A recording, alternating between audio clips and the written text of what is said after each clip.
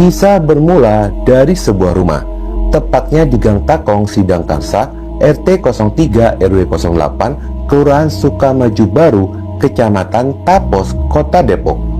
Di rumah tersebut tinggallah keluarga kecil yang terdiri dari pasangan suami istri dan kedua anaknya, yaitu Bakti Aziz Munir berusia 49 tahun, merupakan seorang kepala rumah tangga dari keluarga tersebut, bersama dengan istrinya yang bernama Sri Widya Stuti berusia 43 tahun. Dari pernikahan itu, mereka memiliki dua orang anak, yaitu satu anak laki-laki bernama Rifki Aziz Ramadan berusia 23 tahun, dan satu anak perempuan yang masih duduk di bangku sekolah dasar. Berdasarkan dari keterangan salah satu tetangganya, yaitu Reza, yang merupakan pedagang donat, Rifki merupakan anak yang cenderung pendiam. Bahkan di lingkungan rumahnya, Rifki pun jarang bergaul. Berbeda dengan ayahnya, sosok Aziz dikenal sangat ramah dan sering menegur ketika berpapasan dengan tetangga lainnya melewati jalan menuju gudang miliknya. Aziz sangat dikenal sebagai sosok yang baik dan tidak pernah membuat masalah. Begitu juga dengan istrinya, yaitu Sri, dikenal sangat baik di lingkungan. Bahkan dia pun sering membeli donat yang dijual oleh Reza. Ini ngurusin pabrik baik, terus kadang-kadang beli donat. Anaknya cuman ya pendiam lah, jarang ngobrol.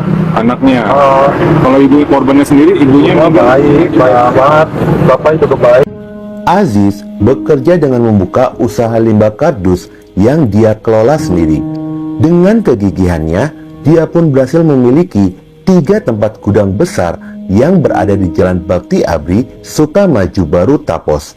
Berjalannya waktu,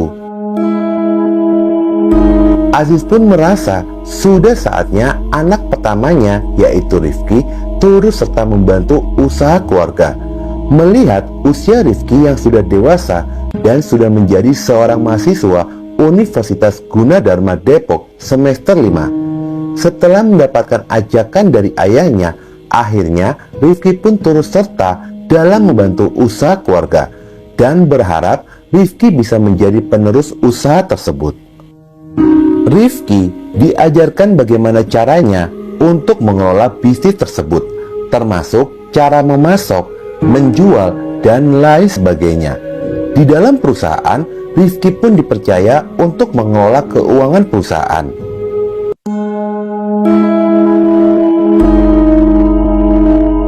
Suatu ketika, hari Kamis pagi, tanggal 10 Agustus 2023, Rifki mengantarkan adiknya pergi ke sekolah dan kembali ke rumah seperti biasanya. Pada jam 9.30, di rumah Aziz kedatangan pembeli bernama NA. NA menanyakan ketersediaan stok kardus yang dia miliki. Untuk memastikan stok dari kardus yang diminta oleh NA, akhirnya Aziz pun berjalan ke dalam rumah menuju gudang kardus untuk menanyakan stok kardus kepada FA, salah satu karyawannya. Sekitar 5 hingga 10 menit Aziz meninggalkan NA di depan rumah. Tiba-tiba terdengar suara teriakan meminta tolong dari dalam kamar. Terdengar suara keributan antara 2 orang pria. FA yang mendengar teriakan itu langsung mengarah ke sumber suara. Saat di depan kamar, pintu kamar pun dalam kondisi terkunci dari dalam. FA mencoba membuka secara paksa, namun dirinya tidak kuat mendorong sendirian. Akhirnya FA pun berlari memanggil tetangga sekitaran untuk membantunya mendobrak pintu. Ketika pintu berhasil dibuka, Rifki dan Aziz sudah dipenuhi dengan luka-luka. Terlebih tubuh Aziz dipenuhi dengan luka sayatan sajam golok. Keributan yang terjadi berhasil dilerai dan Rifki pun segera diamankan oleh warga. Pada sisi lainnya, warga lain mencari keberadaan dari Sri, istri dari Aziz, yang pada saat kejadian tidak terlihat berada di rumah. Tanpa disangka, tubuh Sri ditemukan sudah tidak bernyawa, tergeletak di belakang rumahnya, tepatnya di dapur, dengan penuh luka tikaman di sekujur tubuhnya. Warga yang menyadari telah terjadi pembunuhan dan penganiayaan segera melaporkannya ke pihak kepolisian. Berselang 1 jam kemudian, polisi tiba di lokasi kejadian pada jam 10.30 untuk melakukan olah TKP. Aziz dan Rifki yang dipenuhi dengan luka-luka segera dibawa ke Rumah Sakit Sentra Medika Depok, sedangkan tubuh Sri dibawa ke Rumah Sakit Polri Kramat Jati, Jakarta Timur untuk melakukan proses pemeriksaan lebih lanjut. Dari hasil olah TKP polisi mengamankan beberapa barang bukti, yaitu sajam golok, sajam pisau dapur, baju yang dikenakan oleh Rifki saat melakukan pembunuhan, lalu alat pel yang digunakan untuk membersihkan darah, serta HP milik Rifki. Dari kasus ini, polisi memanggil saksi sedikitnya 5 orang untuk dimintai keterangan. Ternyata yang menderita luka parah adalah Sri. Dugaan itu pun diperkuat dengan hasil otopsi adanya 50 kali luka tikaman di sekujur tubuhnya. Melihat kondisi ketiga korban, kuat dugaan yang melakukan pembunuhan serta penganiayaan adalah anak mereka, yaitu Rifki. Masyarakat mendengar ada teriakan dari dalam rumah, kemudian melihat 2 orang, itu ayah dan anaknya di dalam kamar, kemudian segera mengamankan kedua orang tersebut. Sebagian ada masyarakat juga mengecek ke belakang, ditemukanlah seorang perempuan di belakang.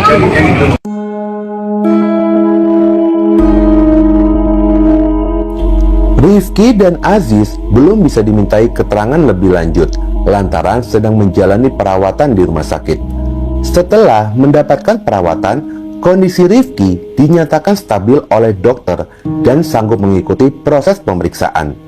Rifki segera dibawa ke Polsek Cimanggis untuk menjalani pemeriksaan lebih lanjut.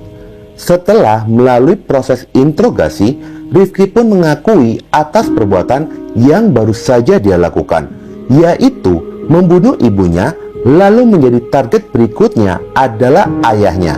Namun nyawa sang ayah berhasil selamat lantaran teriakan dari ayahnya terdengar oleh salah satu karyawan.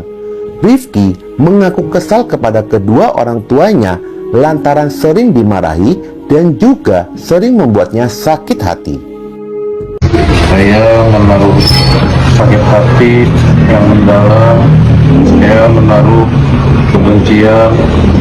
Seiring keterlibatan Rifki dalam usaha itu, ternyata ada kecurigaan dari kedua orang tuanya yang beberapa kali merasa jika Rifki tidak transparan dalam mengelola keuangan perusahaan. Meski sudah sering ditanya mengenai kejanggalan itu, namun kedua orang tuanya tetap merasa Rifki melakukan penggelapan keuangan perusahaan. Dari interogasi, terkuaklah fakta jika sehari sebelum tragedi pembunuhan itu terjadi, kekesalan dari Rifki memuncak pada hari Rabu malam, tanggal 9 Agustus 2023. Di malam itu, mereka sedang membicarakan mengenai bisnis keluarga. Ayah dan ibunya kembali mempertanyakan masalah keuangan dari perusahaan. Aziz menanyakan tentang masalah pemasukan dan pengeluaran usaha kepada Rifki. Tetapi entah bagaimana, pembicaraan itu pun berujung kemarahan kedua orang tuanya kepada Rifki. Untuk kesekian kalinya, Rifki pun dimarahi dan dituduh kurang transparan dalam mengelola keuangan perusahaan, yang membuat Aziz melontarkan kata-kata menyinggung hati Rifki. Aziz berkata, "Lu dari lahir sampai detik ini, coba sebutkan satu saja, apa yang membuat orang tuamu bangga?" Sepanjang malam, usai dari pembicaraan itu, kata-kata dari sang ayah selalu terngiang di telinga Rifki. Rifki yang selama ini telah menyimpan dendam kepada kedua orang tuanya sejak kecil hingga remaja, dirinya merasa selalu dimarahi dan menjadi pelampiasan dari amarah kedua orang tuanya. Sampai akhirnya pada keesokan paginya, setelah dirinya mengantarkan adiknya pergi ke sekolah, Rifki melihat ibunya sedang makan di meja makan. Melihat sang ibu, amarahnya pun langsung mendidih. Dia mengambil pisau dapur dan berjalan dari arah belakang sang ibu. Tanpa basa-basi, pisau tersebut dilayangkan ke arah leher ibunya. Rifki menikam dengan cara membabi buta hingga mencapai 50 kali tikaman yang mengenai bagian vital dari tubuh sang ibu, yaitu leher, dada, dan juga bagian pahanya. Menyaksikan ibunya sudah tidak bernyawa, dia pun merasa puas setelah melampiaskan amarah yang sudah lama dia pendam. Rifki segera membersihkan noda darah yang berceceran di lantai menggunakan kain pel di rumahnya. Berselang 15 menit kemudian, Rifki bertemu dengan Aziz ayahnya yang membuat emosinya kembali memuncak, lalu mengambil sebuah sajam golok yang ada di samping pintu dan melayangkan golok tersebut ke kepala sang ayah. Rifki menarik Aziz ke dalam kamar. Dia mengunci pintu kamar. Di sanalah Rifki kembali mencoba melayangkan sajam golok ke kepala sang ayah. Namun Aziz melakukan perlawanan yang membuat keduanya terlibat pergulatan hebat. Aziz yang terdesak dengan serangan dari Rifki lalu berteriak meminta tolong, dan akhirnya warga pun mendobrak pintu. Aziz dapat terselamatkan. Mirisnya, Aziz mengetahui jika sang istri sudah tidak bernyawa ketika Aziz dievakuasi ke rumah sakit. Pada sisi lainnya, setelah menjalani pemeriksaan, tubuh Sri dikembalikan ke pihak keluarga, lalu dibawa dan disemayamkan di TPU Kampung Setu Cilangkap, Tapos, pada hari Jumat pagi, tanggal 11 Agustus 2023. Diketahui saat ini, anak bungsu dari Aziz dan Sri diasuh oleh pamannya. Dari kejadian ini, Rifki mengaku sangat menyesal atas perbuatannya, terutama kepada sang ibu. Dia mengaku tidak bisa menahan emosinya, tidak bisa menahan amarahnya, hingga seorang ibu harus kehilangan nyawa di tangannya. Rifki saat ini ditahan di Polsek Cimanggis dan terancam pidana mati. Setiap manusia tidak akan pernah luput dari salah dan dosa, termasuk kedua orang tua. Namun yang perlu kita ketahui, seburuk-buruknya orang tua, tetaplah orang tua. Tidak ada mantan ayah ataupun mantan ibu, dan kita statusnya tetaplah anak di mata kedua orang tua. Bila kita di posisi sebagai pelaku, mungkin